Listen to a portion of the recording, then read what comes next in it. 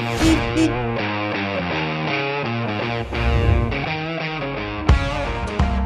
บายดีท่านผู้ชมตอนนี้ขอต้อนรับทานเข้าสู่รายการกะละฮาเฮนั่นเองเป็นรายการใหม่ล่าสุดที่จะนำทุกท่านไปฮับพูดเกี่ยวกับเรื่องราวของยานยนต์บ่ว่าสิเป็นรถจักรรถใหญ่เรือบินเรือน้ำหรือว่าทุกอย่างที่เป็นเกี่ยวกับเครื่องจักรนั่นเองมื้อนี้เรามาเปิดเทปนิดเนาะของรายการของพวกเขาอยู่งานเฟสติวัลเพราะมื้อนี้ซีมีการรวมตัวของบรรดากลุ่มคนหักรถหลายๆแบบบ่ว่าจะเป็นรถคลาสสิกรถเวสป้ารถจักรบิ๊กไบค์รถฮอนด้า50หรือว่าเขาเรียกว่าคลาสสิกต่างๆนอกจากนี้มีรถออฟโรดที่มีเครื่องแต่งต่างๆหลายๆคนที่มารวมอยู่นี่เขาจะเอาบรรยากาศของคนหักรถทั้งหมดไม่ทุกท่านได้เบิ่งกันเป็นยังไงนั้นไปติดตามกันในมื้อนี้ได้เลย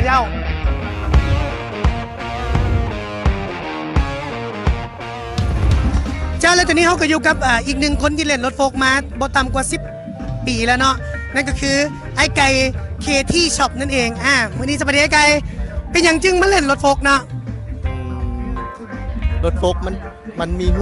ฮุกทางแบบว่ามีความมนแล้วก็มักในความเป็นอาร์ตของมันจะโบเบื่อจะเกลือนั่นแหละไอ้ไก่นี่อะไรหายากบ่อะไรแต่กี้ตอนลินใหม่ๆหายากหลายแต่ว่าเดี๋ยวนี้เรื่องโซเชียลมีเดียเรื่องอย่างก็หลายแบบว่าเพจขายเครื่องก็หลายโดยเฉพาะแมนประธานซักนี่ก็ขายเครื่องไม่เข้าตัวอีกอ้าวเป็นไงงานมื้อนี้เที่ยวมันมวนได้เด้อเจ้าขอขอบใจ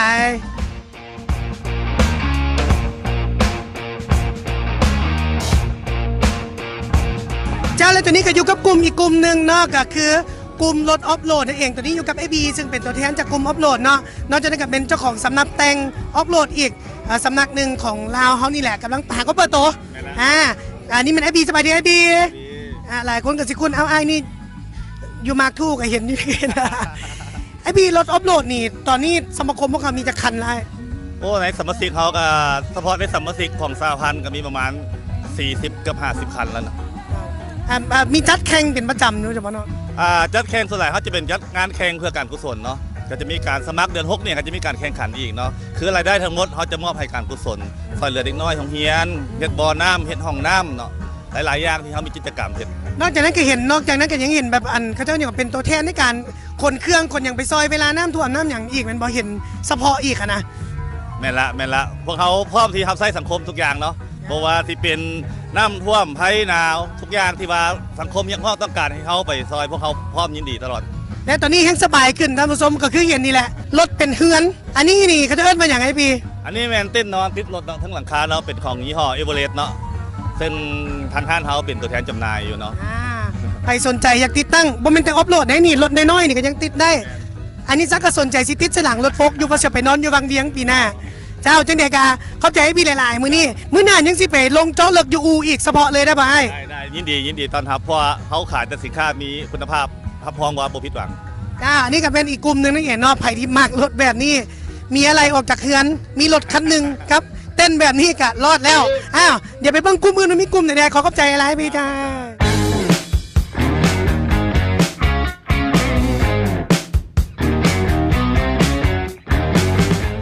ทีนี้ก็อยู่กับกลุ่มรถอีกกลุ่มนึงก็คือกลุ่มเวสป้านั่นเองเนาะตอนนี้อยู่กับอาจารย์ไซ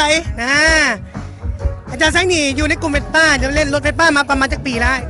12 ปีเริ่มต้นจังไงจึงมาเล่นรถเวสป้าไปยังว่าไปเล่นรถอันอื่นไปยังจะมาอยู่กับเวสป้าทมิดเลยตะกี้เศรษฐกิจบ่ดี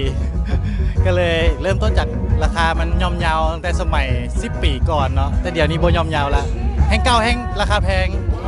เดี๋ยวนี้กลายเป็นรถของเล่นที่มีราคาแพงสมควรโดยเฉพาะอะไรมันบอกอะไรส่วนใหญ่แพงมันบอกถ้าราคากลางๆนะแต่ว่ามูลค่ามันจะสูงย้อนความเลิกของปีมันแห้งเก่าแห้งแก่แห้งแพงมีอย่างแนะนำสำหรับคนที่อยากเล่นรถคลาสสิกแบบนี้เลยงบประมาณก่อนตั้งงบไว้เท่าไหร่ว่าสเปครถเขาจะได้ตามงบก่อนนะเริ่มมีงบเศรษฐกิจดีก็แต่งค่อยๆแต่งไปใจมากน้ำใจมากก็ศึกษาพร้อมต้องศึกษาพร้อมเล่นเป็นอดิเรกก็ได้เล่นเป็นอาชีพก็ได้เนาะหลายคนก็เฮ็ดขายมันบ้างแล้วก็เป็นแรกๆก็เป็นงานอดิเรกโดนไปก็ศึกษาจนเป็นธุรกิจฝากไว้แล้วก็สักคนที่อยากเล่นรถเนาะเล่นในเลิกหุ้ยถึงครับพ้องมาโมเมนต์แต่เสียเงินไปซื้อแต่ว่ากับซีหาเงินในทานได้อันนี้มันกับกลุ่มเวสป้า เดี๋ยวมื้อหน้าเขาสิไปเจาะเฉพาะกลุ่มนี้เฉพาะอีกมื้อนี้ฝากไว้เท่านี้ก่อนเข้าใจใจ และนั่นก็คือบรรยากาศทั้งหมดในรายการกาล่าฮาเฮดเทปทำอิทเทปนี้อยู่ที่แฟร์เฟสกับบรรดากลุ่มรถต่างๆเองเนาะรายการพวกเขาจะลืมเด้อโมเมนแต่มาสีพาทานไปเบิ้งรถใหม่ไปลองรถไปเปิดโตรถไปเบิ้งรถเก่าเขายังมีบรรดาอู่ต่างๆที่เขาจะเข้าไปสอบถามการแปลงเทคนิคการแปลงการเบิ้งแย้งรถด้วยตัวเองการทุกอย่างที่เกี่ยวกับเครื่องจักรแม้แต่ว่าไปถ่ายรูปกับสาวๆเอาสาวๆมาถ่ายแฟชั่นกับรถต่างๆมีหลากหลายดีเนาะและการนี้เป็นรายการที่เกี่ยวกับรถทีโบเมนแต่ว่าไปนั่งรถเท่านั้นเนาะแต่เอาทุกท่านนั้นเข้าไปอยู่ในเรียกว่าแวดวงของกฎจักรยานยนต์เฉพาะเลยเทปต่อไปซีมิอย่างเดเตรียมติดต่างกับพวกเขามือนี้แฟร์เฟสติวัลเต็มที่กันก่อนเนาะไปเบิ่งมวนๆขอขอบใจเฮ้ย